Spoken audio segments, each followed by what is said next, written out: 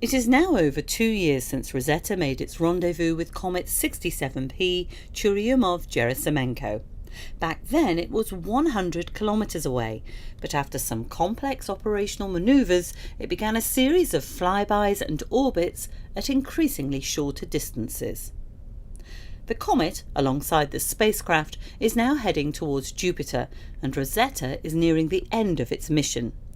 But recently the orbiter got spectacularly close to the surface, up to an amazing 3 kilometres, allowing detailed views of the comet's cliffs, boulders and plains. A year ago this would have been impossible. The comet was at perihelion, its closest distance to the Sun, and also at its most active, spewing out dust, gas and plasma.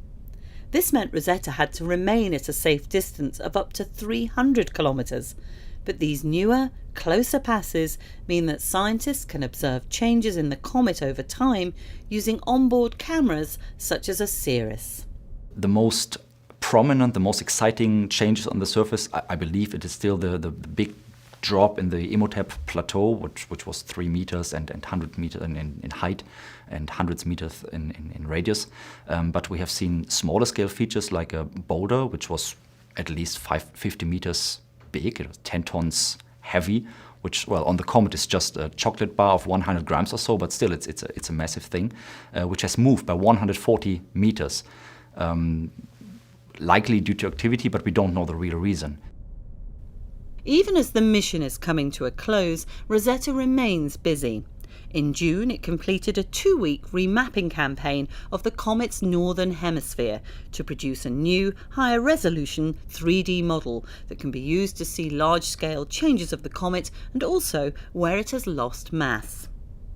Mission scientists from the 21 instruments on board Rosetta and its Philae lander, which was finally switched off in July, have also combined findings to gain a more complete picture of the comet. In particular, what we have observed is that the nucleus is composed of a mixture of materials like minerals, like silicates and sulfides, which have been formed in the inner part of the solar system, close to the Sun, at temperature relatively high. It has been an audacious mission, gaining knowledge about the comet's surface, coma, tails and interior. But the final month still offers further scientific opportunities.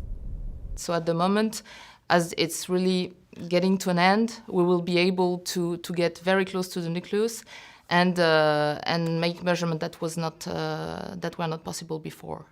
So that's the very exciting part of the end of mission scenario. The end will be September the 30th, but it won't be the end of the mission science. When Rosetta spirals down to the comet's surface for a controlled descent, it will take images and perform measurements until impact. Excitingly, the landing site on the head of the duck-shaped comet is in a region with active pits. Data collected from Comet 67P will keep scientists busy for decades to provide our most complete understanding of a comet yet, and making history as the first ever mission to orbit and land on a comet.